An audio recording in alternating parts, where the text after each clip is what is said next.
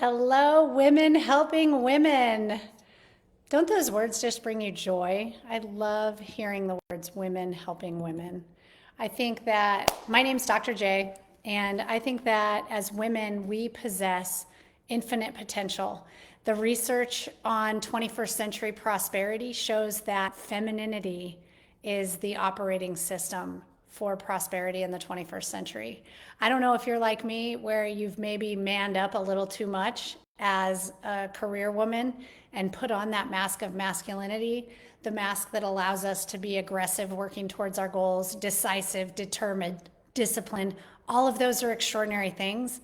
Yet it's in our femininity, our ability to nurture, to collaborate, to show love, to be intuitive. Those are some of the skills that are required for prosperity in the 21st century in a VUCA world, in a world characterized by change and uncertainty. So I want to invite you to embrace your femininity and embrace a high performance leadership mindset for running your business. I want everyone that I have the honor of knowing to be performing at optimal levels. I am a mathematician and I think about the normal distribution curve. And what I call the norm is the mediocre middle. You weren't designed to be there. And when you position your business with your brilliance in mind, with your uniqueness in mind, you stand a little taller, you speak a little stronger, you walk more confidently through life. So that's my vision and my mission for you. I'm fairly new to the community, and right as I got excited and joined, my life kind of fell apart, truth be told. I'll share a little bit just so that you can get to know me. We had moved into the house of our dreams. I'd made my daughter's dream come true of putting a horse in the yard. So we bought a home on 5 acres. It was absolutely stunning, Rocky Mountain views out of every window. And I was really proud to have done that on my own as a single mom without a dime of child support and without any maintenance. And that was a really big achievement and something that I didn't think I could do. And it's why I'm passionate about empowering women, because we do have the skills within us. And when you build your skill set strategically as an educator, I know how to scope and sequence the design of an experience to help people build the skills that pay the most in the world. And that's what I did after founding Downtown Denver's first elementary school. I got into leading innovation in higher ed to prepare educators across the state of Colorado, and then worked a little more nationally and globally, and then got into high tech and built out a learning and performance department to prepare a company to scale and go public, to prepare them to be resilient in the face of uncertainty and change. And in that, had the honor of training leaders across the globe in 13 countries. And one thing I know for sure is that leadership skills will not only accelerate your career success so that you can escape the norm and perform in that top, pick your percent, 10, 5, 3, 2, 1, whatever percentage you want to strive for. I encourage you to Google, what do the top, insert your percent, 10% of earners earn, 5%. Start building a strategic goal for yourself. That's what allowed me to start to vision a new identity for myself. And as I visioned that new identity, I started to walk a little bit differently. I started to make different choices. I started to groom my circles of influence and the people who I allowed into my circles. I acted with such a deeper level of intention once I set that goal and committed to being that top percent. And after I achieved all that, 5 months later, I was laid off, and 2 days after that, I was diagnosed with a very aggressive high-growth tumor in my breast. And navigating the lack of insurance and all of the changes that had happened as a result of the layoff was incredibly challenging and rocked my world. And I was really blessed to have an individual come into my life who asked me, is it worth it? Is all of this stress worth it to you? And I said, of course it is. And he said, are you sure this is what your daughter wants? And I said, I think so. I mean, her dream is to ride. And this is, we just built this dream, and then decided that the $7,000 a month mortgage just wasn't worth the stress. And so I'm a big believer in turning obstacles into opportunities. And I decided to create what I called a lifestyle education adventure. And so when I was like, my home ended up, the way that started is my home was supposed to take approximately 4 months to sell at that price point with acreage and a barn. and it sold in 3 weeks, which left us, the home we were going to be moving into was behind schedule and was being built. We were going to be renting, and I was just going to recalibrate and go all in on my business, and things didn't go as planned, and it left me on the most rock your world journey of 9 weeks of homelessness, trying to figure out what's going on. And it was probably one of the most challenging chapters of my life. I would put it up there with being abandoned when I was pregnant, navigating cancer. Both of those two things were really difficult. And I think that the aftermath of cancer was quite possibly even more difficult. And what I'm very grateful for are the high performance leadership habits that I built along the way, because those were the things that carried me through personal hell.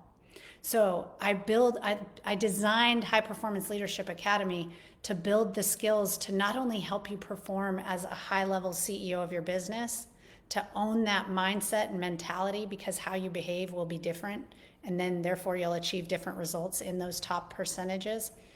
But most importantly, for you to be the mom that you're proud of when you're working with your kids, when you come home from work at the end of the day. That's really my why. I want you to be the absolute best version of yourself, because it feels good in your heart and soul, and you're role modeling that for your children. That's my passion. Today's topic is one that I'm really passionate about. My high performance coaching clients are focused on productivity this week, and we're finding new ways to be productive. So saying farewell to hurry and hustle and the grind, and welcoming calm striving and peaceful productivity. So let's talk a little bit about what does calm striving and peaceful productivity mean. I'd love to hear your thoughts in the chat. What comes to mind when you hear calm striving? Let's look at the definition of striving. It's an effortful attempt to attain a goal. So what if the effort you were putting towards your goals in your business and with your family were calm? How would that feel? I noticed just focusing on this topic this week with my clients, my demeanor feels more calm. I feel more grounded. I feel a greater sense of control and with itness. Whereas normally I'm like trying to figure it out. I don't know what I'm doing. And I keep telling myself these narratives. It turns out I do know what I'm doing. So I've got to watch that inner narrative and the way that I talk to myself as a business owner. And then if we think of the words peaceful productivity, productivity is defined as being able to generate, create, enhance, or bring forth goods or services. So what if we were peaceful in the delivery of our businesses? I want you to give that some thought. This week, I'm going to share 5 ideas to help you achieve calm striving and peaceful productivity. And next week, I'm going to do part 2 of this training, which is the second 5 ideas. These all come from the world's leading high performance coach. I train with him. His name's Brendon Burchard. Some of you probably know him. Shout out and high fives to Brendon if you know him. Idea number 1 is your levels of calm today come from conditioning. So we've been conditioned by the world to wear busy like a trophy, to where I'm, that hyper grind, hustle, hurry is worn as a trophy in our society. And so that conditioning derails us from achieving a state of calm. Because when people ask us, how are you? And we say busy, we wear it like a sense of pride, right? I used to wear that like a badge. How are you? Busy. I'm so busy. Like as if that made me important, right? But that if we want to achieve a different outcome, we have to do what I call make shift happen. Shift happens. And so shifting from the common mindset to a high performance mindset. The common mindset rewards busy. Common rewards hustle and grind. High performers have a different operating system. They are intentional with what they say yes to, and as a result, they plan and manage their minutes with great attention to detail. So I want you to practice this strategy of self-awareness, and every time that you start behaving, that you tell yourself, I am conditioning myself for calm. And just keep repeating that. Practice awareness. I'm conditioning myself for calm. Next idea, number 2, your calmness is directly tied to your intention to feel that way. So I want you to start a morning mindset where you choose one word that describes how you're going to be today. It might be calm. It might be in control. It might be peaceful. It might be intentional. It might be vibrant, energetic, thoughtful. Think of an intention that you can set each day and journal about it. I encourage you to write it down, like starting tomorrow, Friday, maybe your word is focused. I love what I call finish strong, Friday. I want to celebrate what's happened during the week and strategically use that energy to plan the week ahead with great attention to detail, block scheduling, and managing my minutes. And so I want you to think about, what word do you want to describe your Friday? For me, it's going to be focused and relaxed. I'm an overachiever, so I got to pick two. Pick 1, 2, or 3. Choose your own adventure. And then do that for 5 days. I like to call it the Brilliant 5 strategy. 5 days of intentional activity and then paying attention, practicing that self-awareness to see how did that serve you. Idea number 3, your level of calmness is tied to your commitment to your goals and follow through. Trust is like a bank account, and we build trust in ourselves by making commitments and keeping those promises that we make to ourselves. I used to be the queen of taking withdrawals from my trust account. I would skip the gym. I would indulge in unhealthy foods when I was trying to stay focused on nourishing my body with nutrient-dense foods. Things that, when we behave in ways that are not congruent, we diminish our trust account. We take withdrawals. And I want you to be making deposits into that account, because self-trust leads to relationship trust, leads to trust in the market. And there's 5 waves of trust if you look at the research on trust, and 13 trust behaviors that high performance leaders use. Those are things that I train my clients in. But the important lesson for you to know in a nutshell today is that you build trust based on your commitment to your goals and your follow through.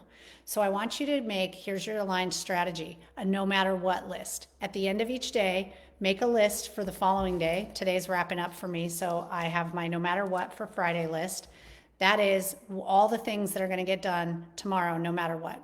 And it's strategically organized and listed so that I get to finish and wrap up early and extend my weekend by half a day. Does that sound like a plan, ladies? Yeah. Achieving your goals with calm and peace, and also extending the weekend. Can I get an amen? Idea number 4, calmness comes from playing the long game or taking perspective. Daniel Kahneman writes a book called Thinking Fast and Thinking Slow. And I love the concept of this book. Thinking fast is that automatic thoughts that come to us. Psychologists call those ants, automatic negative thoughts. They're typically negative, they're survival oriented. And if you think from a mindset perspective, there's prevention and promotion mindset. The automatic negative thoughts are preventing. You're trying to prevent failure, to prevent yourself from harm. Yet thinking slow invites us to make shift happen and embrace a promotion mindset, an abundance mindset. Often what we think is a crisis, when we give it some time, actually allows us to come from a place of calm, to trust that things are working for us, not happening to us. So taking the long game, playing the long game, and taking perspective are one of the strategies that you can use to achieve calm striving and peaceful productivity. And the 5th and final idea for this week is to create your battle board.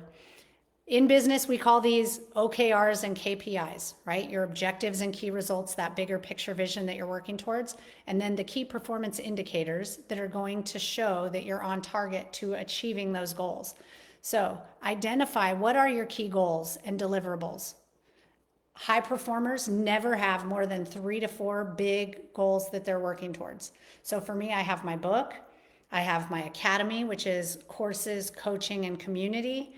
And then for me, my 3rd bucket was moving across the country. That was a massive aftermath of cancer and the financial burden of that, spending over $58,000 out of pocket on my care.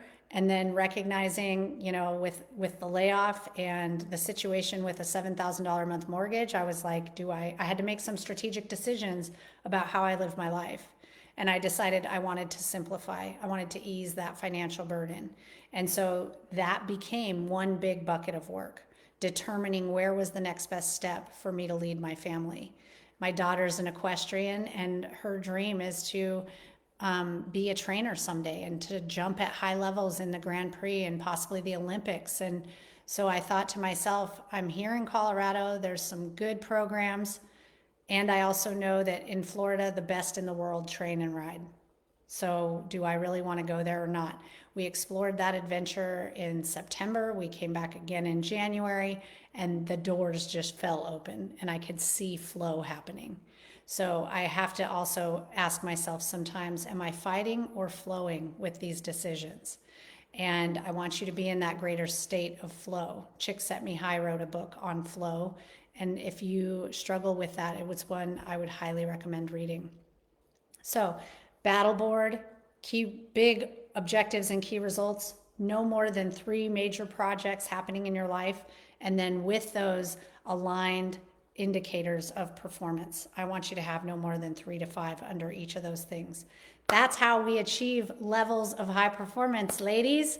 I am very excited to spend this time with you and look forward to, now that my life is organized again and we've got a new place to call home and some beautiful acreage filled with Mother Nature and a gorgeous new modern farmhouse that's just been built, and we get to be the first owners and people to bless this space. As life calms, I'm very excited to be here with you. We closed on Friday. The moving truck came Monday. I was all unpacked and organized by Monday night. Now we just have to hang a few pieces of art and voila. So I'm now back and with you and celebrating the achievement and hardship that has been, and would love to invite you to join my high performance leadership group. You can go to facebook.com/groups/we are building brilliance, so that we can be in community together, sharing tips, sharing inspiration. And if you're interested and need coaching, I would like to invite you to join High Performance Leadership Academy. I train live. I check in with my clients every single week. They have a personal challenge delivered from yours truly with check-ins. We do better with a little bit of performance pressure and knowing someone cares about us and is checking in. And then we also have a weekly group coaching call, which is absolutely dynamo to connect with like-minded women and be coached in the areas of high performance. I also have clients who prefer one-on-one and do that as well. So would love to hear from you if any of those would serve you in this moment of time. Sending you loads of love and light from the bottom of my heart to yours. Go out and shine your love and light into the world, my friends. Mwah.